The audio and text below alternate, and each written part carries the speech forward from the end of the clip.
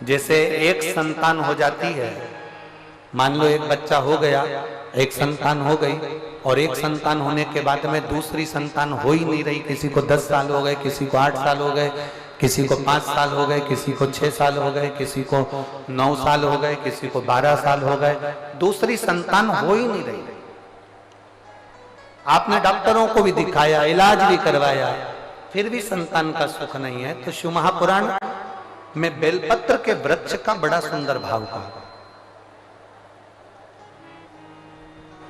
जिसको संतान का सुख नहीं है उसको सफेद आंकड़े की जड़ का प्रयोग करना चाहिए। और जिसके घर में एक संतान हो चुकी है और दूसरी संतान नहीं हो रही है, 8 साल, 10 साल, 15 साल, 20 साल, 22 साल हो गए और दूसरी संतान का अगर सुख नहीं है, तो उसके लिए बेलपत्री के वृक्ष के नीचे का एक भाव बड़ा सुंदर कहा गया। किसी भी सोमवार से आप ये प्रयोग करना प्रारंभ कर सकते।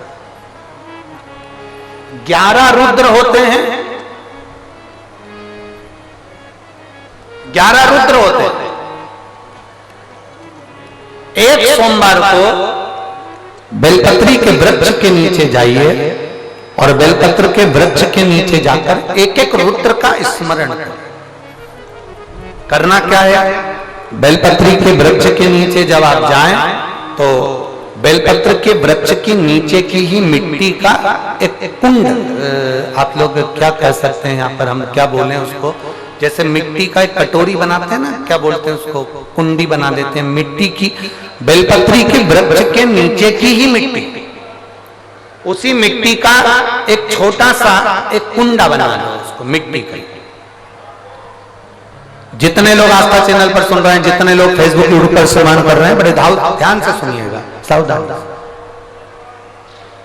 मिट्टी की कुंडी बनाई, उस कुंडी में जल समर्पित कर दिया और जल चढ़ाने के बाद में एक घी का दिया लगाकर वहीं पर थोड़ा सा मीठा, कुछ भी जो आपके पास में हो, घर में जो भी उस समय पर आपके साथ में हो, या तो दूध घर का मीठा हो, जैसे मावे का, खोए का हो या खीर हो, तो वहीं पर एक कटोरी में थोड़ा सा रख दीजिए और उस कुंडी में जो जल चढ़ाया गया है वहां पर उस बेलपत्री के वृक्ष के नीचे भगवान शंकर के 11 जो रुद्र हैं उसमें से एक एक रुद्र का आपको स्मरण करना है।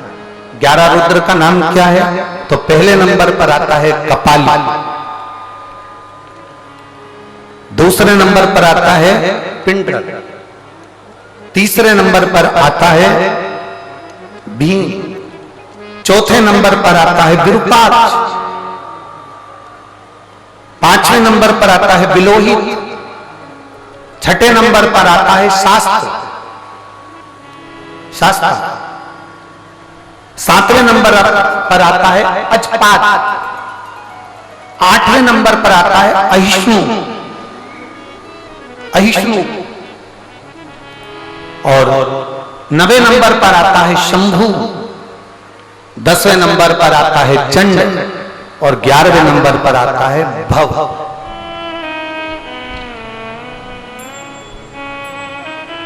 अगर अभी आप लोग नहीं लिख पाए हैं तो बाद में मोबाइल पर से कथा को पीछे खींचना, फिर उसमें से धीरे धीरे इसको लिखना। एक रुद्र के नाम से एक कुंड का निर्माण करा, पूजन करी, घी का दिया लगाया, वहां जो मीठा रखा है उसको लिया, कुंड में से थोड़ा सा जल लिया, बेलपत्री के पेड़ के नीचे आचमन किया, जो मीठा रखा है वो ले जाकर रात्रि के समय पर सोने से पहले पति पत्नी उसको पाएं और साथ रहें। एक सोमवार को ये प्रयोग करना है, फिर दूसरे सोमवार को दूसरे जो एकादश, जो 11 रुद्रों का जो वर्णन किया गया है, एक एक रुद्र का नाम लेकर एक बार कुंड का निर्माण करना है।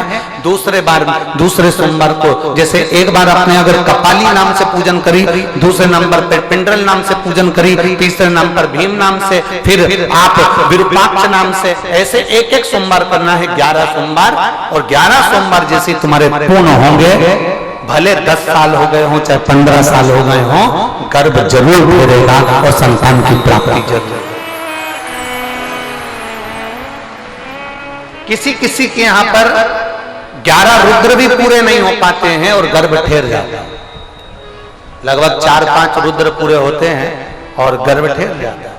तो आप जो 11 रुद्र हैं इनका स्मरण कर कर भी भगवान शंकर से प्रार्थना कर सकते, भगवान शिव से प्रार्थना कर।